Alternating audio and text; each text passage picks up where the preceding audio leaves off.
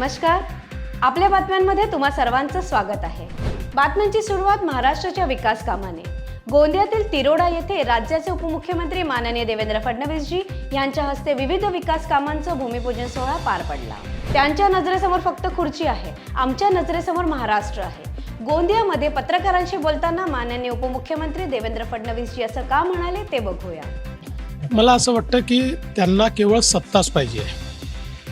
इतकी गंभीर घटना झाल्यानंतरही त्यांच्या नजरेसमोर फक्त खुर्ची आहे, आमच्या नजरेसमोर महाराष्ट्र आहे. आम्हाला महाराष्ट्राकडे पाहायचं आहे, महाराष्ट्राचा विकास, महाराष्ट्राची सुरक्षा पाहिजे.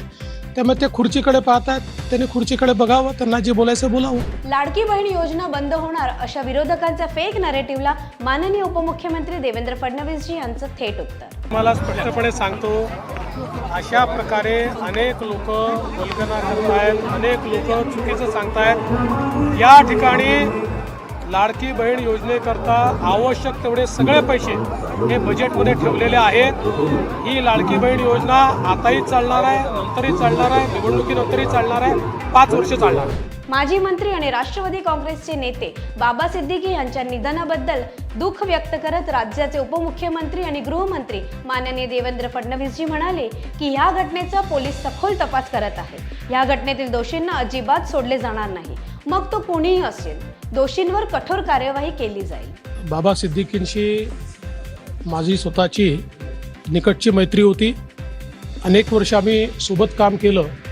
त्यामुळे अशा प्रकारची जी काही घटना घडली आहे त्यांनी आम्हाला सगळ्यांनाच धक्का बसलेला आहे. आत्ता या केसमधले 2 आरोपी पकडलेले आहेत. त्यांचं इन्व्हेस्टिगेशन चाललेलं आहे. काही धागेदोरे त्यातले मिळत आहेत, काही अँगल्सही त्याच्यामध्ये लक्षात येत आहेत. पण त्या संदर्भात आत्ता लगेच बोलणं योग्य होणार नाही. आज त्यांची कस्टडी झाल्यानंतर जेवढी माहिती देता येईल तेवढ्या माहितीच्या संदर्भात पोलीस त्या ठिकाणी ब्रीफिंग करतील आणि त्याची सगळी माहिती ही पोलीस देतील. विकास पुरुष, मेट्रोमॅन आणि लाडक्या बहिणीचा देवाभाऊ महाराष्ट्राच्या विकासासाठी सातत्याने कार्य करताय, तेव्हा आपल्या सर्वांच्या या लाडक्या भावाबद्दल वरिष्ठ पत्रकार अर्णब गोस्वामी काय म्हणाले ते ऐकूया. फर्स्ट ऑफ ऑल इनका यूथ का कनेक्ट बहुत अच्छा था और अभी भी शायद है कि नहीं. हाँ, सेकंड, ये मराठी और हिंदी दोनों में जिस तरह से फ्लुएंटली बात कर रहे थे और एक सेंस ऑफ प्राइड, नेशनलिस्ट है end sense of pride as a Maharashtrian end is a true son of the soil.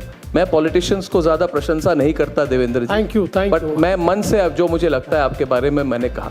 बहुत बहुत धन्यवाद. बहुत thank you very much Devendra. महिलांना अर्थव्यवस्थेचा केंद्रबिंदू मानून धोरणाची निर्मिती केली. आर भारतच्या एका मुलाखतीत माननीय देवेंद्र फडणवीसजी म्हणाले, देश में प्रधानमंत्री जी ने लगातार ये कहा है कि विकसित भारत तैयार करना है.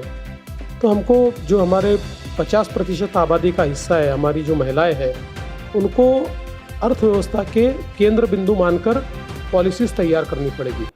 तो जो पहला बजट नई सरकार के आने के बाद, उस समय वित्त मंत्री मैं था, जो पहला बजट मैंने रखा था उस बजट में हम लोगों ने कुछ योजनाएं उस समय दी थी. अमृत 2.0 योजनेअंतर्गत कामठी विधानसभा क्षेत्रातील 25 गावांसाठी महत्त्वाकांक्षी गटर लाईन व मलिनीकरण प्रकल्पाचे बेसा नागपूरमध्ये माननीय उपमुख्यमंत्री देवेंद्र फडणवीसजी यांच्या शुभ हस्ते भूमिपूजन करण्यात आलं. केंद्रीय मंत्री आणि महाराष्ट्राचे विधानसभा निवडणूक प्रभारी माननीय भूपेंद्र यादवजी यांनी श्री छत्रपती उदयनराजे प्रतापसिंह भोसले महाराज यांच्यासोबत प्रतापगड किल्ल्याला भेट दिली आणि तुळजाभवानी मातेचे दर्शन देखील घेतले. गोंदिया नगर परिषद क्षेत्रातील विविध विकास कामांचं भूमिपूजन सोहळ्यात भाजपा महाराष्ट्र प्रदेश अध्यक्ष माननीय चंद्रशेखर बावनकुळेजी यांनी उपस्थितांशी संवाद साधला. कोराडी तालुक्यातील कामठी येथे गारमेंट सेंटरचे उद्घाटन आणि नाका 2 ते म्हाळसा टोली मुख्य सिमेंट रस्त्याचे भूमिपूजन कार्यक्रम प्रदेश अध्यक्ष माननीय चंद्रशेखर बावनकुळेजी यांच्या हस्ते पार पडले. आजच्या बातम्यांमध्ये इथेच घेऊया विराम. उद्या पुन्हा भेटूया नव्या बातम्यांसह. पाहत रहा आपल्या बातम्या, आपल्या पक्षाच्या बातम्या. नमस्कार.